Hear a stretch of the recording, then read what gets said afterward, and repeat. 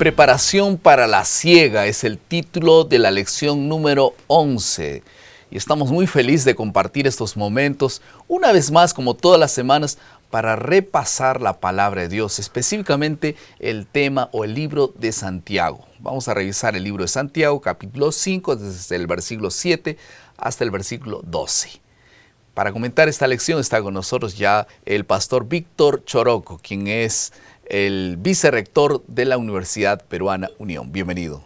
Muchas gracias, pastor. Una alegría estar con ustedes.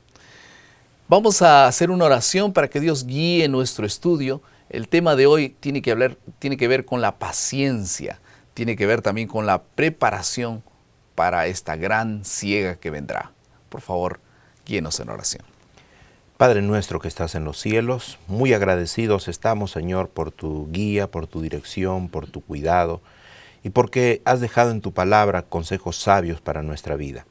Pedimos, Señor, que mientras nos acercamos al tiempo final, al tiempo de la siega, tu Santo Espíritu pueda ayudar a prepararnos, a estar listos para recibirte cuando vengas por segunda vez. Bendice el estudio de esta lección. En el nombre de Jesús. Amén. Amén. Al llegar en casa después de haber asistido a una ópera, cierta señora notó que había perdido la joya que usaba en su vestido. Además del gran valor financiero, el broche era de inestimable valor sentimental, pues lo había recibido de su madre. Mandó entonces a su chofer que buscara en el carro, en el garaje, pero no la encontró. Al día siguiente, después de una noche de insomnio, telefoneó para el teatro y explicó la situación. Fue gentilmente atendida por un funcionario que le pidió aguardar por algunos instantes en el teléfono, en cuanto él iría a verificar con el administrador del teatro. Su marido, que en ese momento estaba a su lado, le dijo: deja de ser boba, tú ni siquiera sabes si perdiste el broche en el teatro, y mismo que lo hayas hecho así, cualquier persona podría haberlo encontrado y no necesariamente los funcionarios del teatro. Y entonces, en cuanto él hablaba con ella fue quedándose más sensible y aceptó la propuesta del esposo. Así que después de escucharlo, finalmente ella colgó. En ese momento, el funcionario que estaba del otro lado del teléfono dijo: aló, sí, aquí está la joya. Él había encontrado la joya, pero ella colgó y nunca más llamó. Y como no había revelado su nombre, dirección o su teléfono, fue imposible encontrarla, y la joya después fue subastada por un gran precio. El salmista David dice: esperé con paciencia por el Señor, y Él se inclinó hacia mí, oyó mi clamor, y Él respondió mis súplicas. Salmo 41. El enfoque de la lección de esta semana es reconocer que mientras esperamos al Señor volver, Santiago nos ordena que los cristianos luchemos para que seamos pacientes delante del mal, de la injusticia, y para que no nos desanimemos. Vamos a la segunda parte de nuestro bosquejo. La primera parte de este momento es esperar con paciencia.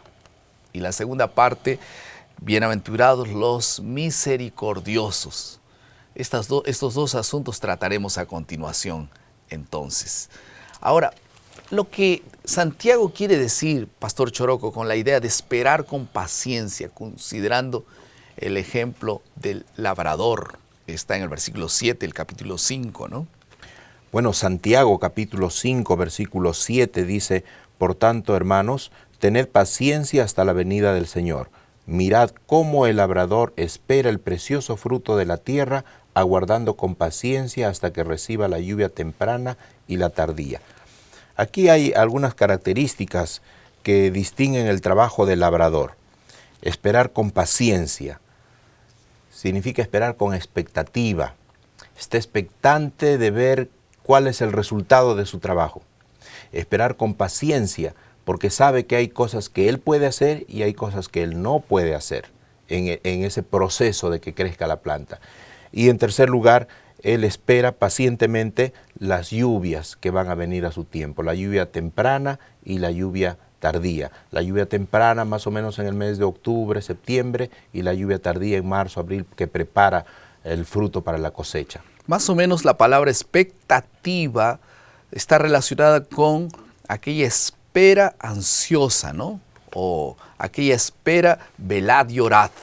Así es, expectativa es estar esperando con ansias algo que uno desea, ¿no? Por ejemplo, el padre que tiene a su esposa embarazada espera con mucha expectativa la venida del hijo. O los niños esperan con expectativa el retorno del viaje de su padre, ¿no? Esperar con expectativa. Pero eso quiere decir que estar expectante no es dejar de pensar en eso. Está pensando en eso, está en la puerta, está allí preparando la casa. Eso es expectativa, ¿no? Claro, es un esperar, pero no es un esperar pasivo, ¿no? No es un esperar sentado. El padre de familia espera la llegada de su bebé y mientras tanto va comprando la ropita, los pañales, el biberón, la cunita, ¿verdad? Los niños que esperan el retorno de su padre van esperando ansiosos. No salen con los amigos, no van a jugar con los amigos, no, se quedan en la casa para la llegada del padre. Así es. Ahora, el labrador lo mismo. El labrador espera la llegada de su fruto, pero él está haciendo su parte. Está removiendo el terreno, está procurando que le dé el sol a sus plantitas, cuidando de los bichos que pueden hacerle daño. Esperando la lluvia. Espera la lluvia tardía, temprana y tardía. Porque si no viene la lluvia, también no va a haber cosecha. Entonces, ahora, ¿cuál es el papel nuestro y el papel de Dios? Porque Dios tiene un papel fundamental en esa gran cosecha. Así es. El libro de Marcos, el Evangelio según San Marcos, capítulo 4, versículos del 26 al 29, se habla de la parábola de la semilla. Y creo que ilustra muy bien cuál es la parte de Dios y cuál es la parte del labrador, la parte del hombre. En este caso, el labrador representa al ser humano, al hombre. Ahí se relata la parábola de un sembrador que pone la semilla en la tierra y luego espera que salga primero hierba, luego espiga, luego grano lleno en la espiga, y cuando ya la espiga está llena, entonces mete la hoz porque la cosecha ha llegado. El sembrador pone la semilla y la plantita va creciendo sin que él sepa cómo. Entonces el papel de Dios es el crecimiento y la cosecha, ¿no? ¿Cuál sería el papel del ser humano? Porque el apóstol Pablo también habla, ¿no? En 1 Corintios 3:6, dice, yo planté, dijo él, ¿no? Apolos regó, pero dice, para aclarar, el crecimiento lo da Dios. Así es. Eso quiere decir que nuestro papel no es un papel pasivo, ¿no? Hay mucha gente que dice, vamos a esperar a Jesús y vamos a escondernos en algún lugar para esperar a Jesús. ¿Será que esa es la espera que nosotros debemos tener? Bueno, Dios le ha dado un privilegio al ser humano para la parucía, para el segundo retorno del Señor Jesús, para la segunda venida de Cristo. Hay señales que se van a cumplir. Una de las últimas señales es que el Evangelio va a ser predicado en todo el mundo. Entonces vendrá el fin. Ahora, Dios podría es una función activa de los que esperan, ¿no? Es una misión que le entregó. No es ir, pararse y esperar. En cuanto esperan, quiero que hagan esto, ¿no? Cumplan la misión. Sí. Dios mismo con sus ángeles podría encargarse de la predicación del Evangelio en todo el mundo, pero le ha dado al ser humano el privilegio de participar en esa espera. Y los que creemos en Cristo tenemos ese privilegio y responsabilidad a la vez de, mientras esperamos, vamos predicando el Evangelio, porque esa es una de las últimas señales para que el Señor Jesús retorne por segunda vez. Y en cuanto nosotros esperamos con paciencia, como dice la Biblia, la paciencia guiada por Dios, ¿cuáles son estas características de los que esperan pacientemente la venida de Jesús? Sí, el mismo Santiago, a partir del versículo 9 en adelante, menciona algunas características de aquel que espera con paciencia. Dice, hermanos, mientras tanto, mientras viene el Señor Jesús, dice, no os quejéis unos contra otros, para que no seáis condenados. He aquí el juez está delante de la puerta. Otra característica, hermanos míos, tomad como ejemplo de aflicción y de paciencia a los profetas que hablaron en el nombre del Señor. He aquí tenemos por bienaventurados a los que sufren. Habéis oído de la paciencia de Job y habéis visto el fin del Señor, que el Señor es muy misericordioso y compasivo. Y sigue hablando, ¿no? No juren en el nombre del cielo, ni en nombre de la tierra, ni por ningún juramento que sea vuestro hablar sí, sí, o sea no, no. Y en esto se parece a las enseñanzas que el propio Señor Jesús dio en los evangelios. En esto consiste estas características de esta paciencia. Entonces, yo veo ahí que mucha gente que está esperando a Jesús no cumple estas características. Por ejemplo, están criticando a otros. Ustedes son así, ustedes son asá.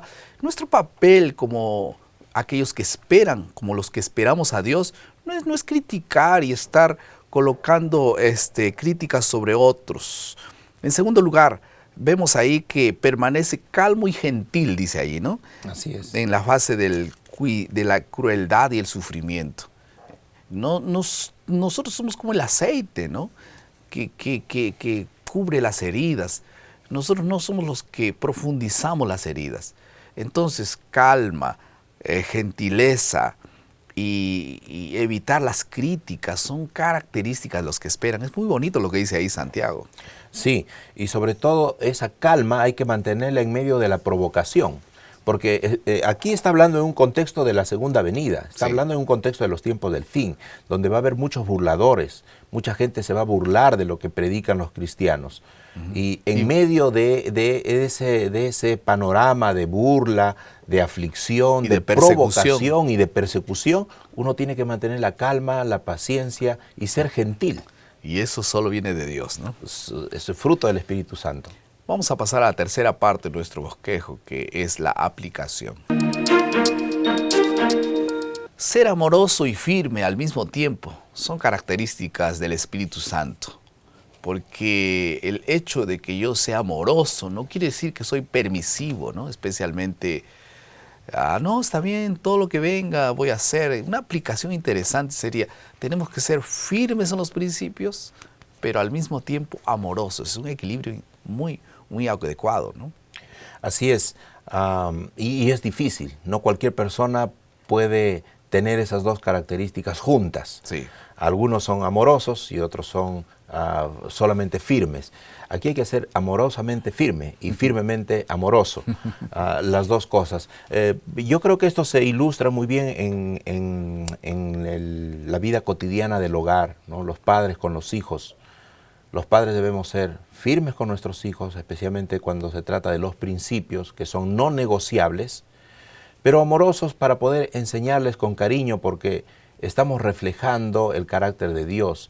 Y si nosotros tratamos de imponer solamente con firmeza y con dureza los principios, nuestros hijos van a tener una idea equivocada de lo que es Dios. ¿No? Entonces hay que inculcar esos principios, pero de una manera amorosa, de tal modo que ellos tengan el cuadro completo de lo que es Dios, el Padre Celestial. El ser humano también es crítico por naturaleza. Así, ¿cómo nosotros vamos a vencer algunos hábitos relacionados con la salud? ¿O cómo podemos orar para que Dios nos ayude a vencer hábitos destructivos?